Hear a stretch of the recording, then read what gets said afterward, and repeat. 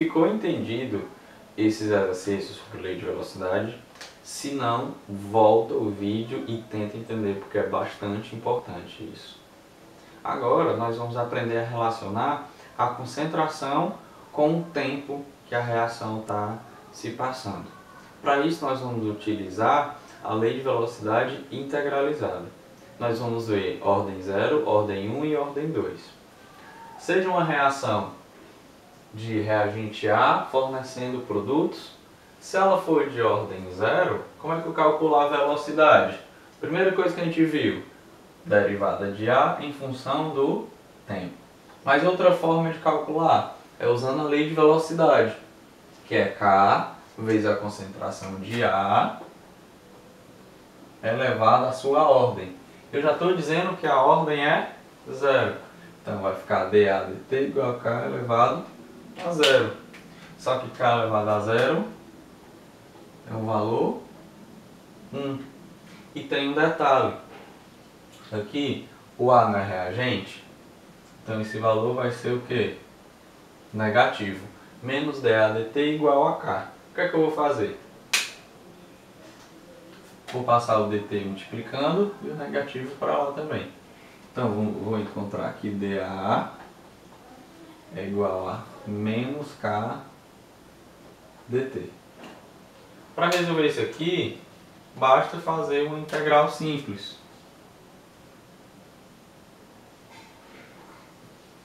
Vou integrar isso aqui, que vai ficar a concentração de A no tempo t. Eu estou integrando de concentração de A inicial até a concentração de A em o tempo t, aqui da mesma forma.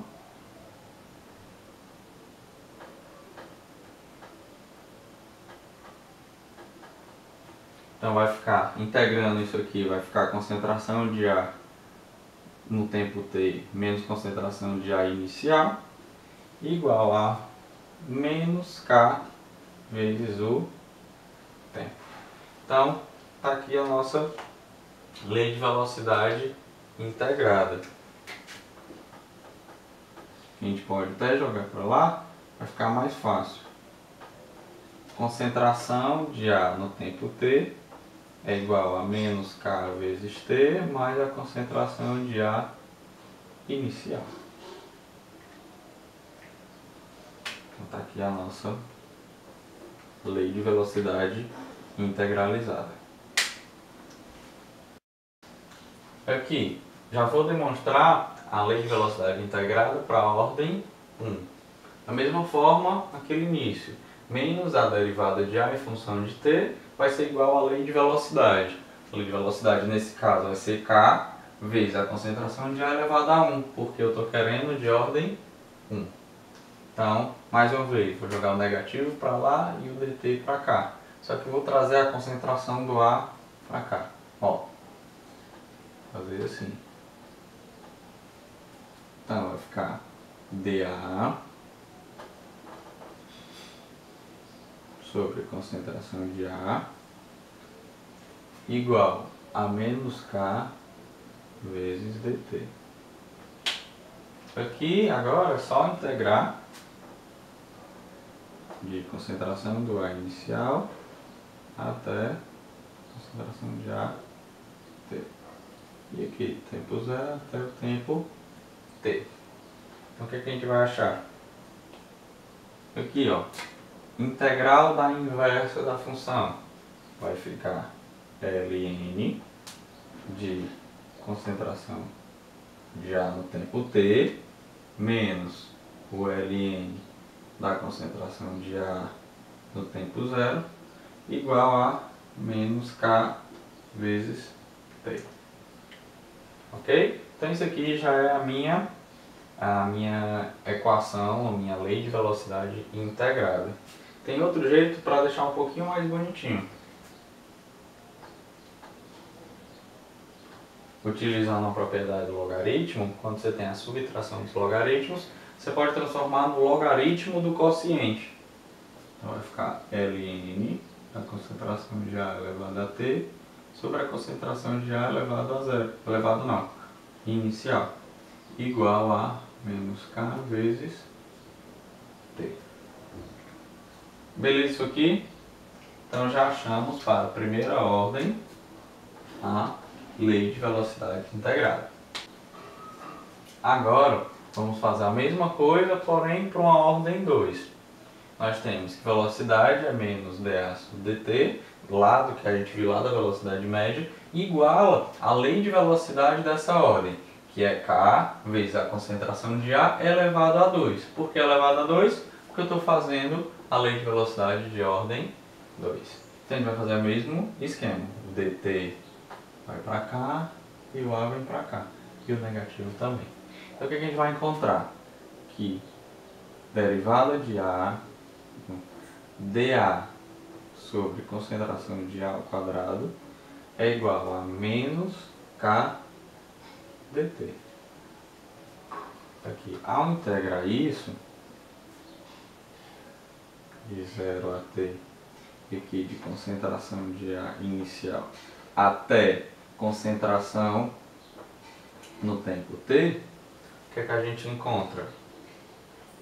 Vou encontrar o seguinte, ó, menos 1 sobre concentração no tempo t, menos 1 sobre a concentração inicial, igual a menos k vezes o tempo. Os negativos se cancelam, então olha o que é que eu encontro. 1 sobre a concentração no tempo t, menos 1 sobre a concentração inicial é igual a k vezes o t. Então está aqui a nossa lei de velocidade da ordem 2 integrada. E você pode até passar isso aqui para o outro lado. Vai encontrar 1 sobre concentração de A no tempo t é igual a k vezes o tempo mais 1 sobre a concentração inicial de A. Ok? Só passei daqui para lá. Tempo de meia-vida. O que seria isso? O tempo de meia-vida, pessoal, é o tempo necessário para que a concentração do teu reagente seja a metade da concentração inicial do teu reagente, do que você tinha no início da reação. Ou seja, simplesmente o tempo de meia-vida é quando você tem a sua concentração no tempo t sendo metade da sua concentração inicial.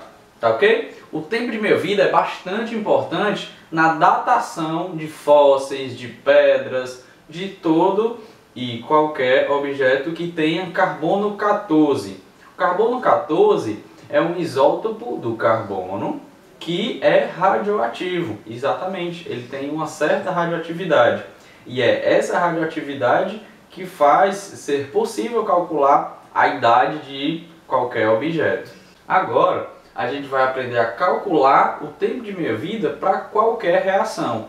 Eu vou demonstrar o tempo de meia-vida para uma ordem 1 e depois para uma ordem 2. Então nós vamos encontrar uma expressão que calcula o tempo de meia-vida de cada reação. Aqui nós temos a equação que relaciona a concentração do nosso reagente com o tempo de reação. Eu não quero achar o tempo de meia-vida? Exato. Então eu vou colocar essa expressão aqui. Quando a concentração em um tempo t vai ser metade da concentração inicial. Então vamos aqui, ln da concentração inicial sobre 2. Vejam que eu já substituí. Menos ln da concentração inicial é igual a menos k vezes o t. Mas esse t aqui é o tempo de meia-vida, representado dessa forma. Como é logaritmo menos logaritmo, nós podemos transformar isso em uma divisão de logaritmos. Então essa equação vai se transformar em ln de concentração inicial sobre 2 sobre a concentração inicial, que vai dar igual a menos k vezes t, tempo de meia-vida. Então nós vamos achar que tempo de meia-vida vai ser igual aqui ó, eu corto e corto.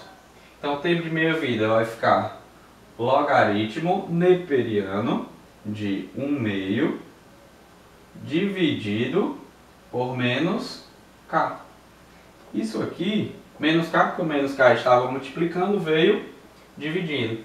Isso aqui, calculando o logaritmo neperiano de 1/2, nós vamos encontrar que tempo de meia-vida para uma equação, uma reação de ordem 1, vai ser 0,693 dividido por k, onde esse k aqui é a mesma constante de velocidade.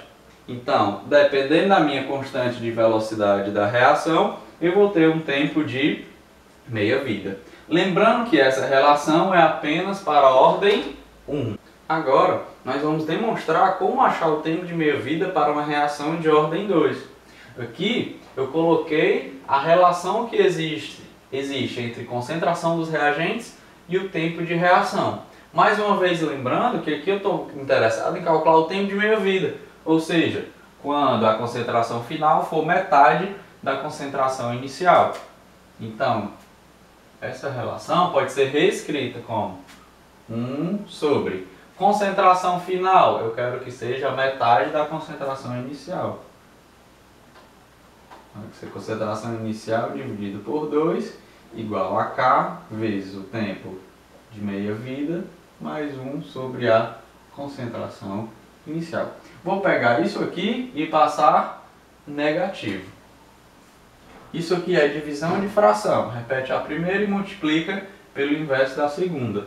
Então vai ficar 1 vezes 2 sobre concentração inicial do A igual a K vezes o tempo de meia-vida mais 1 sobre a concentração inicial. Vou passar esse inverso da concentração inicial para cá. Vou encontrar 2 sobre a concentração inicial menos 1 sobre a concentração inicial igual a K vezes o tempo de meia-vida. Então, tempo de meia-vida, 2 menos 1, 1. O K está multiplicando, vai passar dividindo. Então vai ficar 1 sobre concentração inicial vezes o K. Portanto, nós acabamos de achar uma expressão que calcula o tempo de meia-vida para uma reação de ordem 2. É interessante lembrar que na de ordem 1, o tempo de meia-vida não dependia da concentração inicial. Já aqui da de segunda ordem, depende da concentração inicial. Tá ok? Então, toda essa matemática foi para a gente encontrar a equação do tempo de meia-vida para a segunda e primeira ordem. Ok? O que é energia de ativação? É a energia mínima necessária para você começar a sua reação. Ou seja, se você não tiver aquela sua energia de ativação necessária, a reação não ocorre. Portanto, cada reação só ocorre se você tiver a sua energia de ativação. Pelo menos a energia de ativação. Vejam aqui, nesse gráfico expressa um eixo de entalpia da energia do sistema por tempo da reação. Inicialmente nós temos apenas reagente e de uma hora para outra nós damos um salto energético e assim chegamos no produto. Esse salto energético que é dado é justamente o valor da energia de ativação. É a energia que tu ganhou para conseguir dar sequência à reação. Ok? Então, aqui, quando você fornece a energia de ativação para os reagentes, você chega em algo chamado complexo ativado, que é um intermediário instável da reação. Então, do reagente para o complexo ativado, você teve que fornecer o valor da sua energia de ativação e do complexo ativado você chegou no seu produto. Como calcular a energia de ativação? A energia de ativação varia com alguns fatores, assim como está mostrando aqui essa equação. Quanto mais colisões tiver, maior vai ser a energia. Correto? Lembra que a gente falou lá da velocidade? Então, por isso que existe esse fator A. O que é o fator A? É o fator de frequência. Frequência de quê? Frequência de colisões efetivas. Então, o nosso K, a nossa constante de velocidade, depende da frequência das colisões, da energia de ativação, das constantes dos gases e da temperatura. Essa equação aqui é de Arrhenius.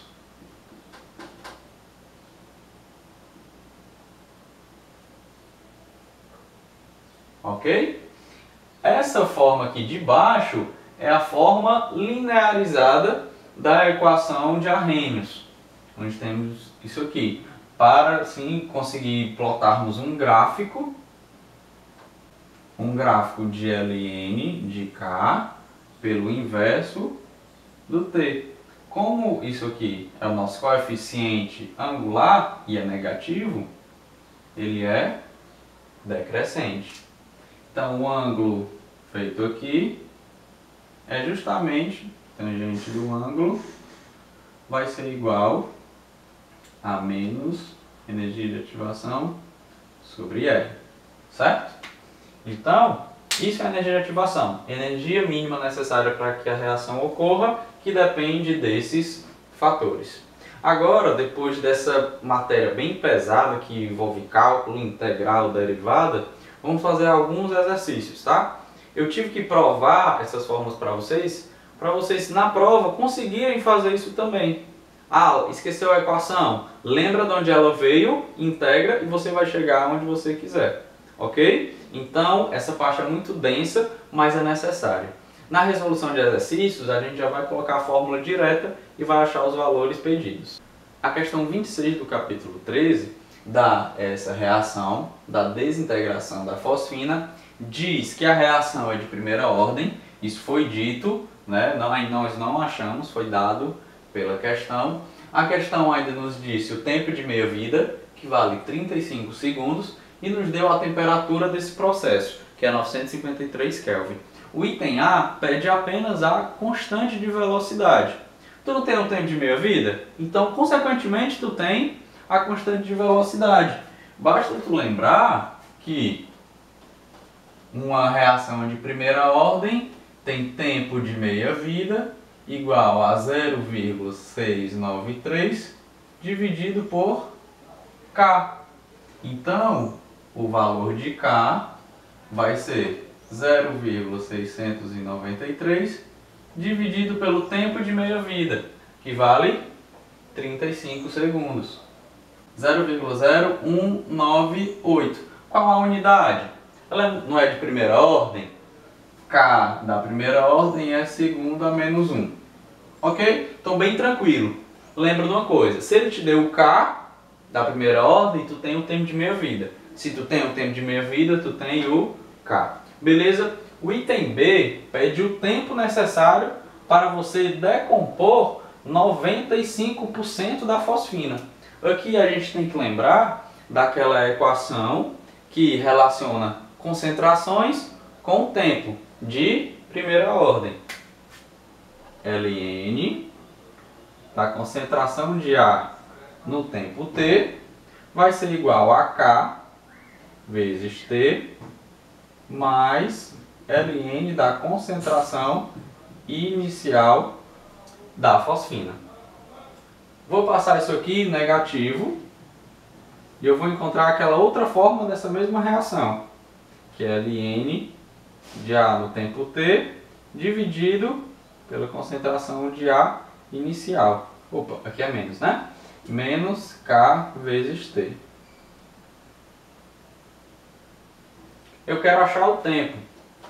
Então, tempo vai ser igual a Ln da concentração no tempo T da fosfina dividido pela concentração inicial da fosfina dividido por menos K, que é o mesmo valor que a gente achou aqui. Vamos ver uma coisa. Eu não vou decompor 95% da fosfina?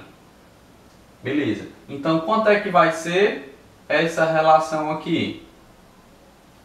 Inicialmente, eu tinha 100% da fosfina. Agora eu decompus 95%. Então, qual é a minha concentração final? Se eu tinha 100 e decompus 95, a minha concentração final vale 5. Então, vai ficar Ln, concentração final 5, porque os 95 já foram decompostos, dividido por a inicial, que vale 100, dividido por menos K, que nós encontramos no item A, menos 0,0198.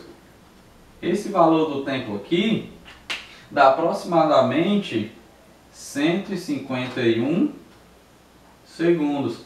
Então, ao se passar 151 segundos, a fosfina decompõe-se em 95%. Então, recapitulando, achei com o tempo de meia-vida, achei a constante de velocidade. Com a constante de velocidade, achei o tempo para chegar em uma certa concentração. Vamos repetir só esse passo aqui. Eu não decompus 95%, então meu final é 5, 100 menos 95. E meu inicial era 100, por isso que ficou 5 sobre 100. Fazendo esse cálculo todo, tu encontra 151 segundos. Mais uma questão sobre tempo de meia-vida e sobre relação entre concentração dos componentes e o tempo. Essa questão eu achei muito interessante porque ela compara a concentração de dois reagentes. Ela é muito interessante e vamos lá fazê-la. A questão diz que nós temos dois reagentes, A e B, cada um com tempo de meia-vida diferente. Tempo de meia-vida de A vale 50, tempo de meia-vida de B vale 18. O que foi que ele falou também? Que as concentrações iniciais dos dois eram iguais. E o que foi que ele pediu? O tempo quando a concentração de A for 4 vezes maior do que a concentração de B. Por isso que eu coloquei isso. Concentração de A dividido pela concentração de B vai dar 4. Por quê? Porque ele diz que a concentração de A é 4 vezes maior que a concentração de B. Então vamos nessa. Lembra, primeira coisa quando ele te dá o tempo de meia-vida é calcular a constante de velocidade. Vamos lembrar, tempo de meia-vida é 0,693 dividido pela constante. Como ele já te deu o tempo de meia-vida, você vai encontrar agora a constante. A constante daqui, substituindo o tempo de meia-vida por 50, vale 0,0136. Não é de primeira ordem? Ah, isso eu esqueci de falar. Ele falou que era de primeira ordem, por isso que eu posso usar essa expressão. Então a unidade vai ser minuto a menos 1. Vamos fazer a mesma coisa para o reagente B. Tempo de meia-vida é 0,693 dividido por K. Dessa forma, o K assume o valor de 0,0385 minuto a menos 1. Já temos os Ks de cada um. Agora o que é que ele quer? Que a relação entre as concentrações seja 4. Qual é a relação entre as concentrações? Lembrar daquela equação que a gente achou para a ordem 1. Ln da concentração de A em tempo t dividido pela concentração inicial é igual a menos K vezes T. Correto? O que é que eu vou fazer aqui? Eu vou aplicar o exponencial dos dois lados para eu cancelar com esse logaritmo neperiano. Então, se eu aplicar o logaritmo neperiano, eu vou encontrar que concentração final de T sobre concentração inicial vai ser igual a E elevado a isso, menos 0,0136 vezes o tempo. Vou fazer a mesma coisa aqui.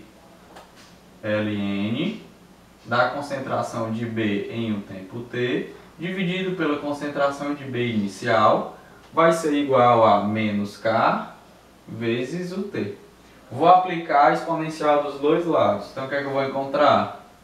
Concentração de B no tempo t sobre concentração de B inicial vai ser igual a E elevado a menos 0,0385 vezes o t. Pessoal, agora guarda essas duas informações, essa aqui e essa aqui, ok? Que a gente vai montar para achar o final. Pronto, pedi para vocês guardarem isso aqui, né? Agora a gente vai achar outra expressão, passando a uma concentração inicial multiplicando. Então o que é que a gente vai achar? Concentração no tempo t vai ser concentração inicial vezes E elevado a menos 0,01388t. E o que é a concentração do B no tempo t? Vai ser concentração inicial do B vezes o exponencial de menos 0,0385 vezes t. Ok? Mas ele não me deu uma relação entre o A e o B. Isso aqui deve valer 4. Então, eu vou fazer concentração inicial de A vezes o exponencial de menos 0,038t dividido, porque isso aqui é a concentração de A no tempo t, dividido por isso. Concentração inicial de B vezes exponencial de menos 0,0385t. Isso aqui tem que dar quanto? 4. Olha o que é que cancela. A gente não sabe que as concentrações iniciais são iguais? Então, isso vai cancelar com isso, ok? Aqui você vai fazer, ó, divisão de potência de mesma base. Repete a base e subtrai os expoentes. Então o que a gente vai encontrar? 0,0240t. Isso tudo tem que dar igual a 4. Como é que eu resolvo isso aqui? Aplica logaritmo neperiano. Se eu aplicar logaritmo neperiano, isso aqui vai multiplicando e logaritmo neperiano de E dá 1. Então, aplicando logaritmo neperiano dos dois lados, você vai encontrar 0,0240 vezes t igual a ln de 4. Então, esse tempo para que isso ocorra vale 56 minutos. Foi uma questão bem densa, bem complicada, porque usa muitas equações integradas. Então, às vezes, ela fica um pouco mais difícil do que as outras questões. Porém, não tinha muito o que fazer. Teria que saber como calcular as concentrações iniciais e finais e saber o que fazer com as leis de velocidade integradas. Achamos que com um tempo de 56 minutos, a concentração de A vai ser 4 vezes maior que a concentração de B. Tudo bem? Essa foi a questão que eu gostei mais de fazer, porque ela envolve muitos conceitos e conceitos prévios também, até de matemática. Às vezes é o que pega mais no seu pé, é a matemática. Ok?